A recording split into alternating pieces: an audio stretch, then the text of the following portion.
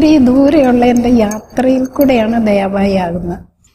Mercy എന്നുള്ള എൻ്റെ ഒരു ഇംഗ്ലീഷ് പേരായതുകൊണ്ട് ഞാൻ സാധാരണ ഗ്രാസ് റൂട്ട് ലെവലിലുള്ള ആളുകളുടെ കൂടെയൊക്കെ ഇടപെടുമ്പോൾ എപ്പോഴും ഏകദേശം എൻ്റെ പേര് അവരുടെ ഭാഷയിലാക്കും. You don't feel also quite comfortable.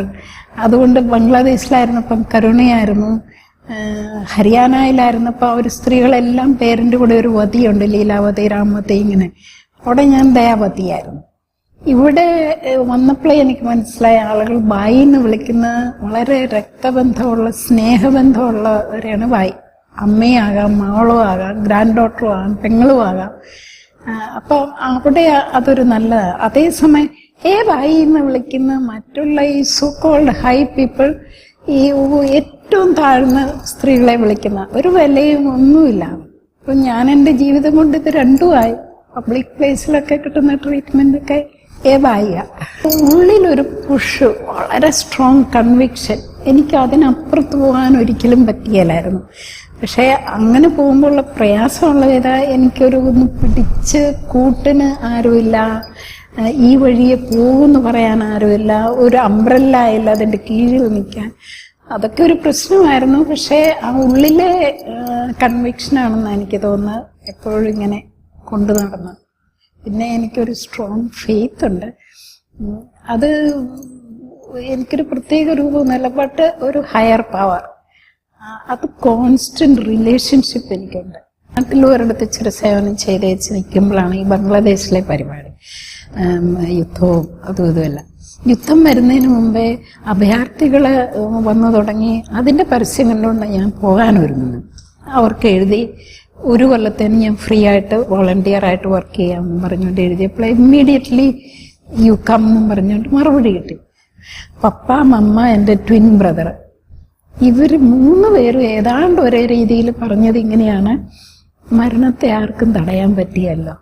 കാരണം പോയ ചവിടെ മരിക്കുകയാണെങ്കിൽ സങ്കടം ഉണ്ടെങ്കിൽ ഒരു നല്ല കാര്യം ചെയ്ത് മരിക്കുവാണെന്ന് സമാധാനിക്കും. ഞാനൊരു തീരുമാനം എടുത്താൽ എൻ്റെ കൂടെ അവരുണ്ടെന്ന് എനിക്കറിയാം. ഒരിക്കലും ഒരു വിലങ്ങ് വെച്ചിട്ടില്ല. പിന്നെ പപ്പായാണ് എന്നെ ഒത്തിരി ഐഡിയോളജിക്കലി എന്നെ എപ്പോഴും പ്രോത്സാഹിപ്പിച്ചുള്ള ഒരു ഐഡിയൽ ലൈഫ്, ഒത്തിരി പ്രിൻസിപ്പിൾസ്, ഇതൊക്കെ പപ്പായുടേതാണ്. പിന്നെ ഞാൻ ആകെ വേഷമെല്ലാം മാറി, കോലം മാറി ആദ്യം വീട്ടിൽ വന്നപ്പോൾ ഇങ്ങനെ വർഷങ്ങൾ ഗ്യാപ്പ് കഴിഞ്ഞ് അപ്പം പപ്പായ വിഷ് ചെയ്യുമ്പോൾ പപ്പായനോട് ചോദിച്ചു, അടിമുടി നോക്കിയിട്ട് ചോദിച്ചു, ഇത്രയും വേണം? അന്ന് എൻ്റെ കാത് നിറയെ വളയമുണ്ട്, കാലൊക്കെ വിണ്ട് കയറി, ഇത്രയും വേണമായിരുന്നു എന്ന് ചോദിച്ചു. ഞാനും പെട്ടെന്ന് സ്പോണ്ടേനിയസ്ലി വീടിൻ്റെ ആ വാതിക്കൽ എൻട്രൻസിൽ തന്നെ കുരിശുരൂപം ഉണ്ടായിരുന്നു. അപ്പം ഞാൻ ചോദിച്ചു, പപ്പ ഇത്രയും വേണമായിരുന്നു? എങ്ങനെയൊന്ന് തല കുളിക്കുക, അങ്ങോട്ട് പോയി കണ്ണുനീർ കുടിക്കുന്നു. I feel their aches. അവരുടെ ആ ഷൂസിൽ നിൽക്കാനുള്ള ഇതുണ്ട്. അപ്പോൾ അങ്ങനെ ഒരു കംഫർട്ടബിൾ ഫീലിംഗ് അത്. പിന്നെ ഞാൻ ഒത്തിരി ചിന്തിച്ചു. ഇത് MSW പഠിപ്പിക്കുന്നുണ്ട്, we should never identify with clients. ഞാനത് workout, I don't believe it. ക്ലയൻസുമായിട്ട് കുറെ കൂടെ ഫ്രീ, നമ്മൾ വേറൊരു കംഫർട്ട് സോണിൽ നിന്നുകൊണ്ട് ചുമ്മാ ഐ കാൻ ഡു ദാറ്റ്. നമ്മൾ മനുഷ്യരുമായിട്ടല്ലേ ഇടപെടുന്നത്. അപ്പോൾ അവരുടെ ഫീലിങ്സും എല്ലാം ഇമ്പോർട്ടൻ്റ് ആണ് ഫോർ മീ. നമ്മൾ കുറെ ഹൈ ആയിട്ട് ചെല്ലുമ്പം they are also not comfortable നമ്മളുമായിട്ട്. I believe in relationship. അങ്ങനെയാകുമ്പോൾ ഒരു സമത്വത്തിൽ എനിക്ക് ഒരു വിശ്വാസമാണ്. പിന്നെ ഞാൻ ഈ ബൈബിളിൽ കൂടെയൊക്കെ കർത്താവിൻ്റെ ആ ജനനവും ജീവിതവും ഇതെല്ലാം കണ്ട് മനസ്സിലാക്കി Gandhi, I decide this is my way. It's very easy for me. ആദ്യകാലത്തൊക്കെ ഇവിടെ ഞാൻ അവിടെ അങ്ങനെ താറുവാച്ച് സാരി കൊടുക്കും, അങ്ങനെയൊക്കെ ആണെങ്കിലും പുറത്ത് ഓരോ പരിപാടിക്കൊക്കെ പോകുമ്പോൾ ഇച്ചിരൂടെ സ്റ്റാർച്ച് ചെയ്ത സാരിയോ അങ്ങനെയൊക്കെ അല്പം വ്യത്യാസം. പിന്നെ ആയിത്തോട്ട് ഐ ഡോണ്ട്. ഒന്നാമത് തന്നെ ഞാൻ ക്ലാസ് എടുക്കാൻ ഐ ഗോ ആസ് ദയാബായി. അപ്പം ഒരിക്കലും നന്ദിത എന്നെ വിളിച്ചു ഒരു പരിപാടിക്ക്. ഞങ്ങൾക്ക് സ്റ്റുഡിയോയിൽ പോകണമായിരുന്നു. നന്ദിത ഒരു സാരി എടുത്തു തന്നു. ആദ്യം നന്ദിത എന്നെ മീറ്റ് ചെയ്തപ്പോഴും പിന്നെ വീട്ടിൽ വിളിച്ചു ഒത്തിരി സംസാരിക്കും. കൃഷി ഓസോ ടെസ്റ്റ്, അപ്പം കൂടുതൽ ഇടപെടാൻ വേണ്ടിയിട്ട് അന്നേരം എനിക്ക് വാർഡ്രോബ് തുറന്ന് ടേക്ക് സാരി എന്ന് പറഞ്ഞുകൊണ്ട് തന്നു. ആദ്യം ഞാൻ വളരെ വിഷമിച്ചാണെങ്കിലും ഏറ്റവും കണ്ടാ വലിയ ഭംഗിയില്ലാത്ത, അതേസമയം ഒത്തിരി എക്സ്പെൻസീവ് തന്നു. പിന്നത്തെ തവണ ഇങ്ങനെ എടുത്തപ്പോൾ Nanditha I like to, because I am sharing my experience. I want to be as I am. Very clever എന്നും പറഞ്ഞു. പിന്നെ ഒരിക്കലും പുള്ളി എനിക്ക് സാരി തരികയിൽ നിർബന്ധിക്കുകയില്ല. സോ അതെന്റെ ഉള്ളിൽ നിന്നുള്ള ആയതാ, ചുമ്മാ ഒരു ഫാൻസി ഡ്രസ് പോലെയുള്ള ഒന്നല്ല. ഞാൻ യൂറോപ്പിൽ പോയാലും എവിടെ പോയാലും എന്നെ 99 അടുത്ത് ഗവൺമെന്റും പഞ്ചായത്തും ഒക്കെ സ്കൂൾ വേണ്ട എന്ന് പറഞ്ഞ് ഒരു 100% ട്രൈബൽ വില്ലേജില് പിള്ളേരെ പഠിപ്പിക്കാൻ തുടങ്ങി. ആ കൂടെ തന്നെ സ്ത്രീകളെ സെൽഫ് ഹെൽപ്പ് ഗ്രൂപ്പ്, അന്നൊന്നും സെൽഫ് ഹെൽപ്പ് ഗ്രൂപ്പൊന്നും അവിടെ ഡിസ്ട്രിക്റ്റിലേ ഇല്ല, ചെറുതായിട്ട് തുടങ്ങി.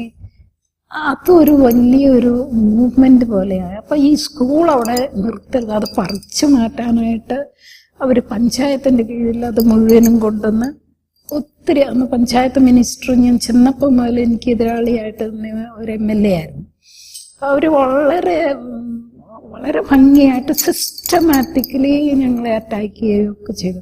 പക്ഷെ എങ്ങനെയാലും അത് സ്കൂളിപ്പം നിരാഹാരമൊക്കെ ചെയ്ത് അത് നന്നായി. നർമ്മദ തുടങ്ങിയത് ഞാൻ എൻ്റെ ഈ സ്ഥലത്തെ ജീവിതം തുടങ്ങിക്കഴിഞ്ഞായിരുന്നു നർമ്മദ ആന്തോളൻ തുടങ്ങിയത്.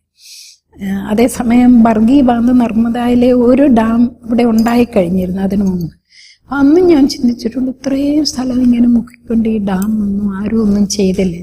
അപ്പം നർമ്മദ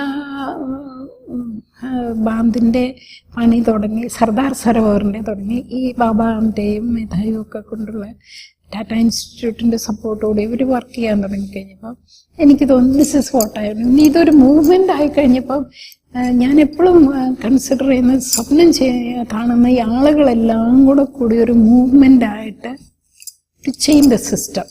ഇവിടെ അത് സംഭവിക്കുന്നുണ്ട്. എൻ്റെ ഇവിടെ ഒരു പക്ഷേ വലിയ ഇഷ്യൂസ് ഇല്ലാത്തതുകൊണ്ട് അത് സംഭവിക്കുന്നില്ല. So I M fully with that kind of ഇത്. പിന്നെ എനിക്ക് അധികം സമയം അവിടെ കൊടുക്കാനില്ല. അപ്പോൾ ആവശ്യമുള്ളപ്പോഴൊക്കെ പോയി സമരം ചെയ്യാനും നിരാഹാരത്തിനും ഒക്കെ കൂടിയിട്ടുണ്ട്. ആദ്യം ഈ പാർട്ടി ഉണ്ടാകുന്നതിന് മുമ്പേ അന്നാസാരെയൊക്കെ സമരമൊക്കെ ഇരുന്നപ്പോൾ എന്നോട് വില്ലേജിലുള്ള ഒരുമാതിരി ഇച്ചിരി ഭേദപ്പെട്ട അറിവുള്ളവരൊക്കെ ചോദിച്ചു, ബെഞ്ചി നീ പോകുന്നില്ലേ ഡൽഹി? ഞാൻ പറഞ്ഞു ഡൽഹി പോകുന്നില്ല. കാരണം ആ ലോക്പാൽ ബില്ലും അതൊന്നും, ആ സ്ട്രാറ്റജി എനിക്ക് ഫുള്ളി അക്സെപ്റ്റബിൾ ആയിട്ട് തോന്നിയില്ല. കറപ്ഷൻ മാറ്റണം, പക്ഷെ ഞാനെപ്പോഴും വിശ്വസിക്കുന്നത് താഴേന്ന് വരണമെന്ന്. ഇവിടെ പോയിരുന്നു ഒരു ബില്ലുണ്ടാക്കുന്നതൊന്നും സൊല്യൂഷനല്ല. പിന്നെ കൂടെ ഒരു കിരൺ ബേദി, ബാബാ രാംദേവ് ഇങ്ങനെയൊക്കെ ഉള്ളതുകൊണ്ട് I was not happy about going. പിന്നെ ഇങ്ങനെ ഒരു പാർട്ടി വന്നപ്പോൾ ഞാൻ ഒരു political party will it be. പക്ഷെ now I feel we need a change. ഈ പൊളിറ്റിക്കൽ പാർട്ടി ഇപ്പം 2 major party, both are not really for ordinary people. അപ്പൊ ഇതൊരു ചാൻസ് ആണ്. Let us try, give a chance എന്നാണ് ഞാൻ വിചാരിക്കുന്നത്. ആരെങ്കിലും അത് കൊണ്ട് കുറച്ച് നാളെങ്കിലും കൺട്രി വുഡ് ബി ബെറ്റർ എന്നൊരു തോന്നലുണ്ട്. പക്ഷെ I don't believe in election. So no standing in ഇങ്ങനത്തെ ഇതിൽ I prefer to be grass root work.